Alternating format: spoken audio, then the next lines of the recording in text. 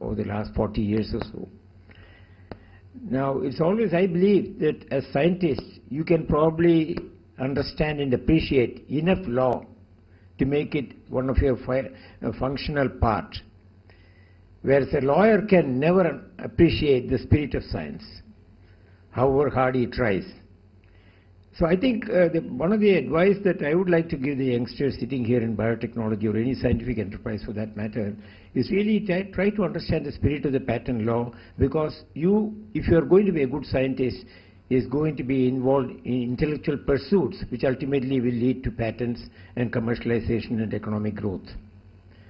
So it's very vital that each one of you, either individually, in groups, or through a corporate structure, understand the finer nuances, because we are living in a world where we cannot get away with it. We tried to get away with it quite some time during the early years after independence, saying that patents is a capitalist instrument to dominate the world, largely by the so-called developed affluent countries. And we are all victims of something which is not to our benefit. This is a general concept. Now, this concept transcends to the whole healthcare industry, because unfortunately, the healthcare industry has been largely dominated by the private sector. Very large multinational sector, some of whose revenues are far, far above the GDPs or GNPs of countries of the world. So you can imagine the dominant nature of their activities in the world, and this has created a tremendous amount of animosity against the industry and healthcare in general. This applies to pharmaceutical industry, it applies to large corporate hospitals for that matter, it applies even to medical professionals who are really fleecing the public. This is the general impression that we have. Now, why is it so? I mean, I would like to structure this presentation along these lines. What is the profile of the healthcare industry of which we all are part or will become part? What is healthcare biotechnology all about? What are patents and biotechnology inventions? What's the correlation? And what are the contentious issues on biotechnology patents? As you go along, you will find that it's an extremely complex, controversial subject. The last word has not been said by anybody. Lawyers, judiciary, policy planners, governments, national, international organizations. The contentious issues on biotechnology patents. What about patents on traditional medicines, which form a very large chunk of the healthcare scene, often neglected, not even completely ignored by the public at large? You notice, and what about the Indian Patents Act 2005, and what is its impact on the healthcare industry in general? This is a way that I would like to structure the presentation. Sorry. What's happening? The up button is not working, is it?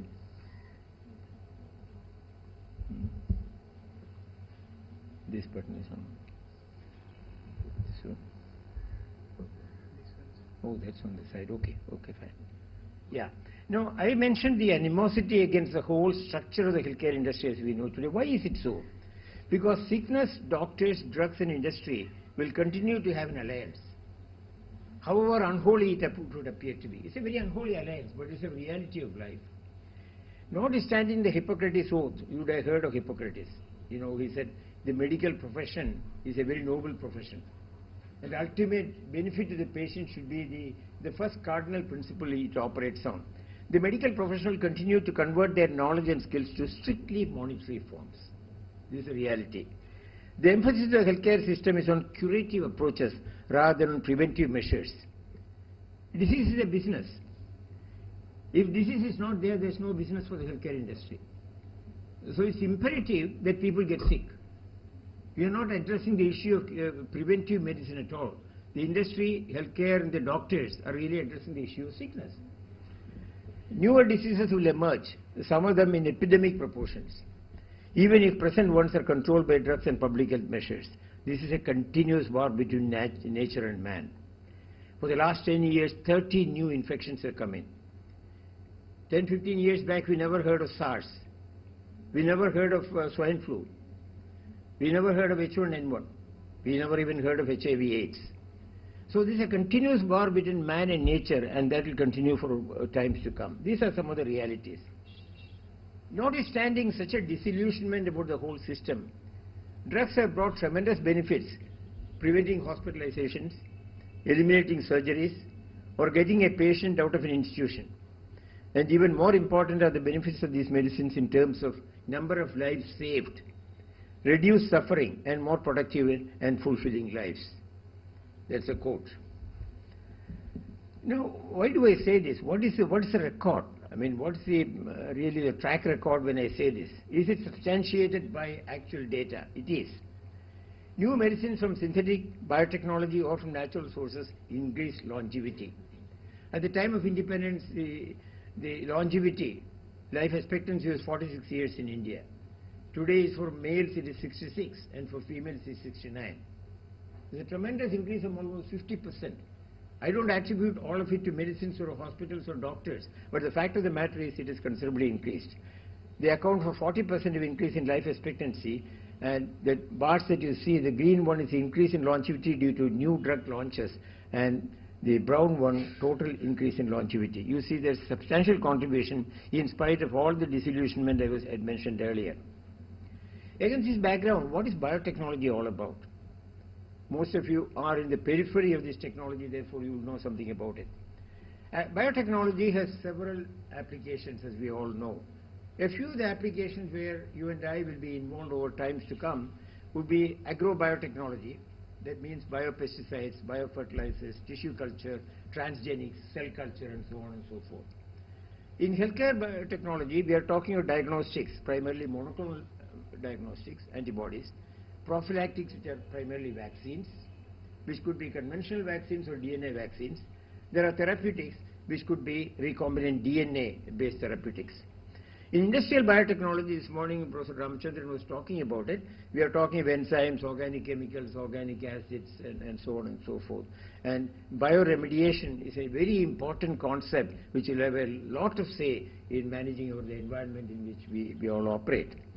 Now, when you say all these different kinds of applications, what is common among them?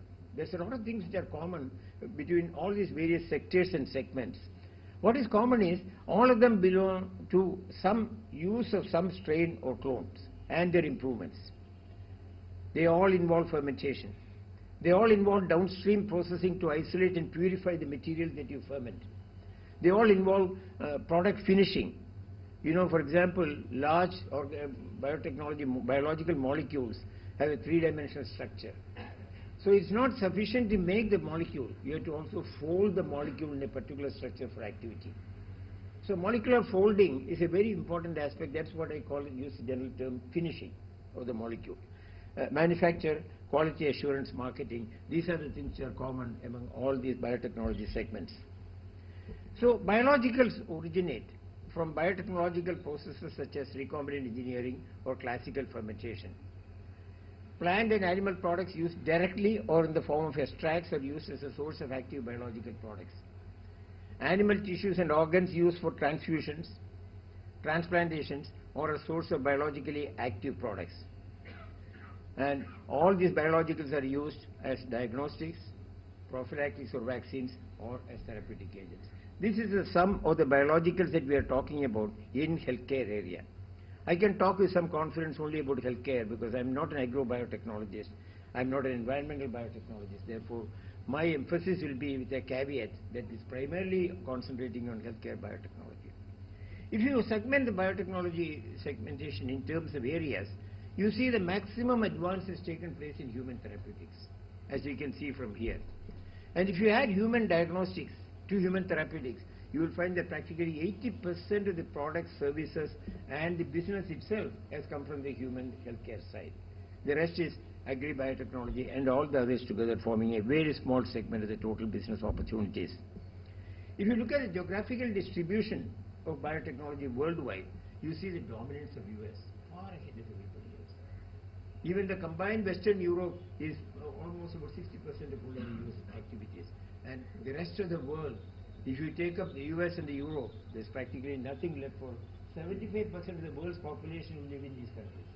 So their distribution is extremely skewed, distribution of biotechnology activities. What are we talking about in the current biotechnology areas? If you look at the areas, 3 of the unconquered disease areas are cancer, viral infections, and HIV/AIDS. And the total market for biotechnology is approximately $50 billion US, which today is only about 9 to 10% of the total pharmaceutical market, but it's growing. This area is growing at 40%. Pharmaceuticals growing at 7%. So in the next 25 years, this proportion of this percentage as well as absolute numbers will dramatically change. And the products that we are talking about, 30% is erythropoietin, 12% is colony stimulating factors or CSFs, interferons and interleukins about 12%, insulins of various types about 10%, tissue plasminogen activator and similar anti-clotting agents, thrombolytics so to say, are 10%, all the others together 26%. But when you really come to what is happening in the pipeline, this is a reality of what it is today. Now let me also tell you that these percentages considerably change as products move from a patented status to a generic status. A patented product commands a very high price, and these are on value terms. Therefore, if I am going to say the patents running out of an APO, immediately the ratio will come down from 30%, maybe even 15%. Because the moment that product moves from patent to a generic structure, the prices have to necessarily drop because it becomes a commodity with more players coming in. But what is important is the products under development, approximately 350 of them, have a different kind of therapeutic usefulness. Cancer, approximately 40% of all the products in the pipeline are for the area of cancer. HIV/AIDS 10%, vaccines 21%, and gene therapy about 10%. That is what is happening in the developmental side of biotechnology. The top 8 drugs account for 65% of sales in 2008. Again, these figures will change when the patents run out. And again, erythropoietin is in the top, interferons, insulin, CSFs of various types. The monoclonal, these are all monoclonal antibodies. The 3 next ones are monoclonal antibodies. Therapeutic monoclonal antibodies, not diagnostic. And this is human growth hormone, which is about $1.8 billion. As drugs go off patents, values and rankings dramatically change. It is not a marginal change, but it will dramatically change. Now, the biotech game itself is a very high risk and high return game. And that's very obvious if you look at the average company works on something like 50 drug targets in the discovery phase. You know, when you want to do research in new drug discovery, new drugs, there's a discovery phase, there's a development phase, there's a clinical phase, there's a marketing phase. Now, we start off with 50 molecular targets, and that is what is shown in the light blue color. When you go to the preclinical stage of testing in animal models, it drops down to such a only 1 in 14 to 1 in 18 under drug candidate evaluation. And out of that, to market of that, 1 in 10 to 1 in 14 make it to market. And that 1 in 10 to 1 to 14 is of this.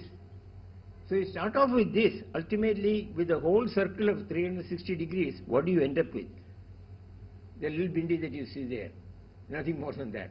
This is the kind of risk that is involved from concept to the marketplace, from the bench to the bedside. And that is why it's